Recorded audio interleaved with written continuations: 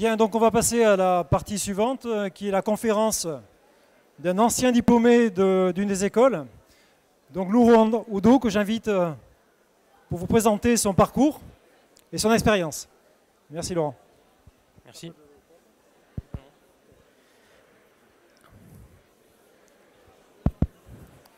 Bonjour. Mesdames et messieurs, bienvenue à bord du vol Bordeaux-INP à destination de votre diplôme d'ingénieur. Le temps de vol sera de 3 années, sauf pour certains, s'il y en a qui n'écoutent pas les conseils qui ont été donnés ce matin au niveau du sérieux. Il n'y aura pas de rafraîchissement à bord, il y en aura évidemment en soirée, mais attention, n'abusez pas trop. En cas de dépressurisation de votre cerveau, il n'y aura pas de masque à oxygène qui tomberont devant vous. Et il n'y a pas de ceinture de sécurité, pas de parachute, vous n'en avez pas besoin. La température extérieure sera bonne, vous êtes à Bordeaux.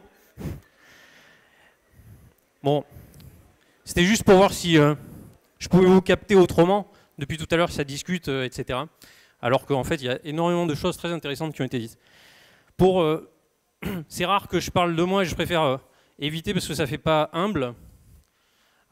Exceptionnellement, je vais parler un peu de mon expérience, qui est assez atypique. Ça va vous montrer que quand on sort de Bordeaux-INP, on peut faire beaucoup de choses. En tout cas, c'est ce que je vous souhaite. À partir de maintenant, tout est possible. Vous pouvez choisir à peu près n'importe quoi. Tout est possible. Vos rêves, créer une société, aller à l'étranger, bosser pour un super grand groupe, changer le monde sur les éléments sur lesquels vous serez expert dans vos domaines. Tout est possible. C'est vrai.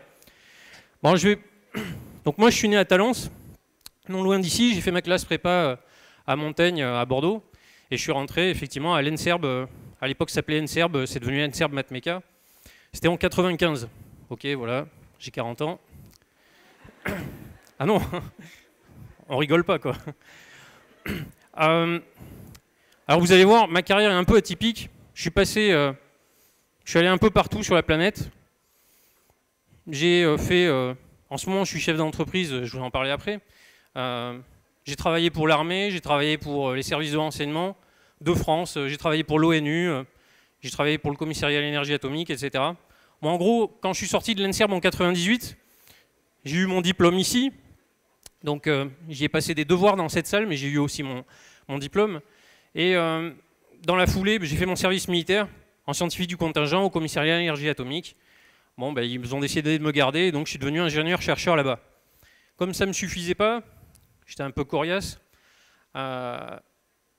je suis rentré en même temps en parallèle en tant qu'officier de réserve à l'armée, où du coup j'ai suivi une instruction militaire à Saint-Cyr, en Bretagne, pour devenir officier. Et comme ça se passait bien, on m'a fait passer des concours là-dedans, et je suis sorti major des écoles d'officiers de réserve, etc. Peu importe. Vous allez dire, c'est quoi le délire? Bah, le délire, c'est qu'en fait, j'étais aspiré, en fait, parce que j'étais détecté, parce que la formation que j'ai reçue ici, elle était excellente, et celle que vous allez recevoir sera encore meilleure, parce que les gens qui organisent, vous avez entendu le président, vous avez entendu M. Astien, vous avez entendu d'autres interventions, les gens qui organisent ça, qui sont plus âgés que vous et qui sont là, qui des fois étaient dans le milieu industriel ou travaillent avec le milieu de l'entreprise, ils pensent sincèrement à vous. Quand on vous dit on veut s'occuper de vous, etc., c'est vrai. C'est-à-dire que le diplôme que vous allez obtenir, il est vivant en fait. Quand vous sortirez 10 ans plus tard de l'école, si vous avez été encore très bon en mode Excelsior dans vos métiers, dans vos premiers métiers, les gens diront bah dis donc Bordeaux INP, ça déchire. C'est vraiment c'est des gaillards, c'est des super nanas, etc. Faut les recruter, ils sont super bons. Et ça veut dire quoi? Ça veut dire que vos salaires vont augmenter aussi, même 10 ans après. Ça veut dire que vous aurez des projets et des missions beaucoup plus intéressantes. Donc évidemment, vous êtes jeune. Là, il y a plein de CO2 dans la pièce, il fait chaud. Il y a des mecs qui ont des tambours. Oui, on me dit dans l'oreillette. Oui, 9e rangée, mais il s'est calmé depuis tout à l'heure, c'est bon. Donc, c'est sûr qu'on a envie de s'amuser, de profiter de la jeunesse. Et c'est ce que je vous souhaite. Tombez amoureux, si ce n'est pas déjà le cas. Amusez-vous, etc. Mais vous qui aimez les jeunes jouer, donc on parle souvent de gamification, etc. Mais en fait, vous êtes déjà dans un jeu, et le jeu, c'est vous le personnage. Et tous les jours, vous allez rajouter des choses à votre personnage. Parce que vous allez aller en cours. Il y a des cours, vous n'allez pas comprendre pourquoi on vous les fait. Vous allez vous dire, c'est pourri, je m'en fiche, franchement, j'étais mieux hier soir à la soirée bidule, etc.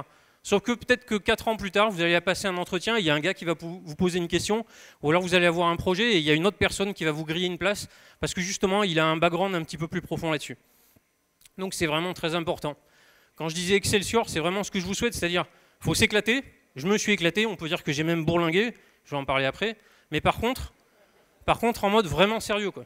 C'est-à-dire, il n'y a pas de place pour... Enfin, la rigueur, c'est très important. Donc, je disais, après, effectivement, j'ai eu la chance d'être détecté pour des conférences internationales, donc je suis devenu expert international dans mon domaine, qui est la cybersécurité, c'est-à-dire l'espionnage, le hacking. En gros, Mister Robot, mais en mode pour de vrai, quoi. Pas en mode pipeau, télé, voilà. Et en plus de ça, avec une expertise militaire. Et ça m'a amené après à être recruté à la DGSE, donc c'est les services d'espionnage français, où j'ai pu avoir la chance d'être dans les équipes, enfin de travailler en étant intégré dans les équipes clandestines du service action en dehors des frontières pour faire des missions opérationnelles, parce que j'étais à la fin expert opérationnel. Voilà. Et donc là, j'ai voyagé, j'ai vu pas mal de pays, c'était intéressant. Je pourrais être mort à l'heure actuelle, je pourrais être dans une geôle, je pourrais être en prison, peu importe. J'ai la chance de vous rencontrer, donc c'est cool. Et puis après, j'étais un peu fatigué de tout ça. Bon, j'avais appris plein de langues vivantes, j'avais beaucoup bossé mes sujets, voilà. Et bon, depuis, ça se voit, j'ai un peu arrêté quand même les sports de combat et compagnie. Puis j'ai quitté la DGSE et en 2010, j'ai créé une société avec une collègue qui est partie de là-bas avec moi, Elena, District 12. Bien. Et donc, on a créé une société qui s'appelle Tetris Security, qui est à Pessac, à la Cité de la Photonique, là où il y a l'énergie atomique, etc., qui ont mis pas mal d'argent, la région, l'Europe, etc. Et cette société, qu'est-ce qu'on a fait? On a fabriqué des outils qui permettent de lutter contre l'espionnage informatique. Donc ce sont des sondes qu'on met dans les entreprises et qui vont regarder si par hasard il y a des gens qui essayent de rentrer dans les réseaux, les pénétrer, donc choper du Mister Robot, et puis lui briser ses outils, etc. Espionner l'espion, en gros. Et ça marche. On a eu, dans nos élèves, on a eu Google, on a eu le ministère de la Défense américain, on a eu une branche du ministère de la Défense américain, ils ne voulaient pas dire où ils étaient exactement. On a eu Mozilla, on a eu IBM, on a eu plein de monde. Donc ça a plutôt bien marché. Et effectivement, depuis, on a gagné un trophée de l'innovation cette année, de la solution la meilleure en sécurité au IT Innovation Forum à Paris. On a eu l'année dernière, de la part du gouvernement, le label France Cybersecurity. Et on travaille beaucoup avec, avec Bordeaux INP et avec les professeurs de l'ENSERM MathMeca pour essayer de continuer de faire monter en puissance l'école, en essayant d'obtenir un label d'ailleurs pour les études en cybersécurité.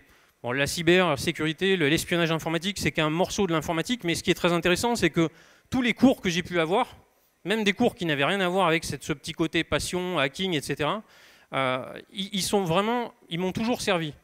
Mes cours de base de données avec M. Mosbach, que je remercie. Tous les autres profs qui ne sont pas là et que j'ai eu et que je remercie aussi. Même si j'ai peut-être pas été toujours un élève facile, je ne sais pas. J'étais peut-être plus en mode Will Hunting, ce qu'on me disait. Mais en tout cas, voilà, ça s'est bien passé. Qu'est-ce que je peux rajouter d'autre? Je ne sais pas. Je pense que ça va aller. Est-ce qu'il y a peut-être une mini-question ou deux? Je ne sais pas. Bon. En tout cas, ce que je veux vous dire, pour conclure, je vais vous parler d'un ou deux pièges. Ingénieur, on vous l'a dit tout à l'heure, le président, c'est la science, ça ne va pas tout faire. D'accord? Là, vous avez cassé de l'algorithme en maths, etc. Bon, ok. Maintenant, vous allez vous rendre compte après qu'il y a aussi, il vous l'a dit tout à l'heure, mais je crois que vous n'écoutiez pas forcément à fond, travailler avec d'autres, etc. Et vous allez aussi devoir vendre un produit, et ce produit, il est en ce moment dans vos chaussures, sauf s'il y en a un qui est pieds nus. C'est-à-dire vous-même. Et il va falloir vendre ce produit. Et sincèrement, moi, je ne suis pas un commercial, je suis vraiment un scientifique dans l'âme. Mais néanmoins, ça veut dire que quoi? Ça veut dire que quand vous allez aller aux soirées, vous faire prendre en photo, la voir sur le Facebook, etc., tous les grands groupes, en ce moment, ils prennent des sociétés pour choper le passé des jeunes, savoir ce qu'ils faisaient. Ils vont aussi demander aux autres. Moi, j'entends des trucs, ouais, un tel, dans les soirées, il faisait ceci, il faisait cela, etc. Donc ça veut dire que votre image dans les réseaux sociaux, dans ce monde virtuel, elle est importante. Essayez de faire attention à votre image, vos CV, vos rapports de projet. Il y a des chefs d'entreprise ou des cabinets de ressources humaines qui vont demander à lire tout ça. Ça veut dire que vous devez faire attention à ça. Ça ne veut pas dire que vous ne pouvez pas vous éclater, au contraire. Mais ça veut dire que voilà, vous avez le droit de garder votre côté Gotham, j'en ai un, mais après, essayez d'avoir un côté métropolis un peu plus carré, un peu plus, que vous pouvez montrer un peu plus aux entreprises. Voilà. Donc, je vous souhaite du bonheur, je vous souhaite de la réussite et de très bonnes études. Je vous remercie pour votre attention.